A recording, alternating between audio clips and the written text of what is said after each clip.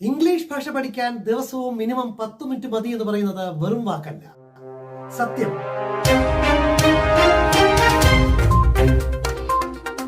നമസ്കാരം.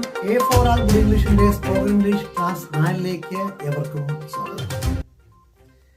നാം ഒരു വ്യക്തിയുടെ ജോലി ചോദിക്കാൻ വേണ്ടി പ്രസന്റ് ടെൻസും പാസ്റ്റ് ടെൻസും പഠിച്ചു കഴിഞ്ഞു. ഇനി പഠിക്കാൻ പോകുന്നത് ഫ്യൂച്ചർ ടെൻസ്. നാം ബി ഗ്രൂപ്പിനെ കുറിച്ച് ഇടയ്ക്കൊന്ന് പരാമർശിച്ചിരുന്നു. ബി ഗ്രൂപ്പ് ക്രിയകൾ. ബി ഗ്രൂപ്പ് ക്രിയകൾ പ്രധാനമായും 7 വിധത്തിലുണ്ട്. അതിൽ 5 നാം ഓൾറെഡി പഠിച്ചു കഴിഞ്ഞു. പഠിച്ചു കഴിഞ്ഞോ?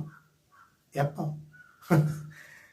ആം, ഈസ്, ആർ പ്രസന്റ് ടെൻസിൽ പഠിച്ചില്ലേ? വാസ്, വെയർ പാസ്റ്റ് ടെൻസിൽ പഠിച്ചില്ലേ?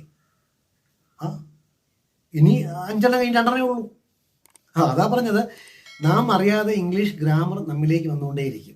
ഇംഗ്ലീഷ് ഗ്രാമർ എന്നുള്ള വലിയൊരു ഭാരമായി ആർക്കും തോന്നാത്ത തരത്തിൽ. അപ്പൊ ഇനി പഠിക്കാനുള്ളത് ഫ്യൂച്ചർ ടെൻസിലെ ബി ഗ്രൂപ്പ്. അതായത് ഫ്യൂച്ചർ ടെൻസിൽ ഷാൽ ബി, വിൽ ബി. എന്താണ് ഷാൽ ബി, വിൽ ബി? അപ്പം am, is, are, was, were, shall be, will be. ഏണായല്ലോ? ആയി. Okay, very good. ഇനി ഈ ഫ്യൂച്ചർ ടെൻസിലെ ആ ബി ഗ്രൂപ്പിന്റെ പ്രയോഗം കൂടി നോക്കാം. ഐ, വി തുടങ്ങിയ സബ്ജക്ട്സിനോടൊപ്പം ഷാൽ ബിയും മറ്റുള്ള എല്ലാ സബ്ജക്ട്സിനോടൊപ്പം വിൽ ബിയും ചേർക്കും. എങ്ങനെ?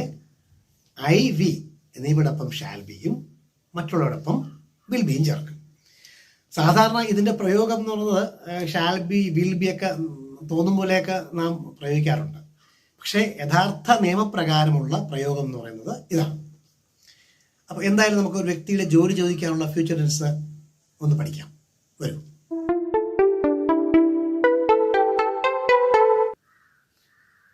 എന്റെ ജോലി എന്തായിരിക്കും? What shall I B?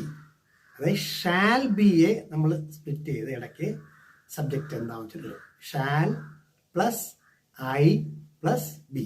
Shall I be question format. അപ്പം എന്റെ ജോലി എന്തായിരിക്കും? What shall I be. ഞങ്ങളുടെ ജോലി എന്തായിരിക്കും?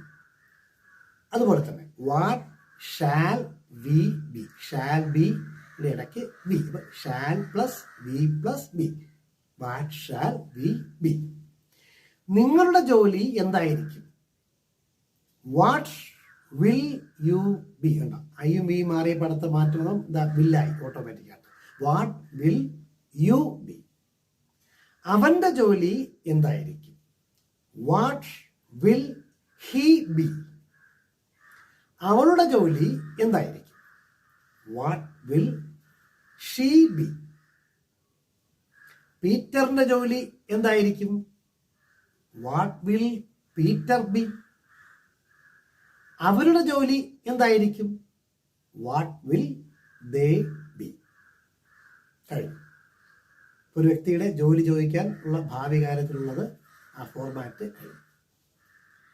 അപ്പൊ നമുക്ക് ഒന്നും കൂടെ ആ ഒരു ഫോർമാറ്റ് നോക്കാം. എന്റെ ജോലി എന്തായിരിക്കും? What shall I be? ഞങ്ങളുടെ ജോലി എന്തായിരിക്കും? What shall we be? നിങ്ങളുടെ ജോലി എന്തായിരിക്കും? What will you be? അവന്റെ ജോലി എന്തായിരിക്കും? What will he be? അവളുടെ ജോലി എന്തായിരിക്കും? What will she be? പീറ്ററിന്റെ ജോലി എന്തായിരിക്കും? What will Peter be? അവരുടെ ജോലി എന്തായിരിക്കും? What will they be?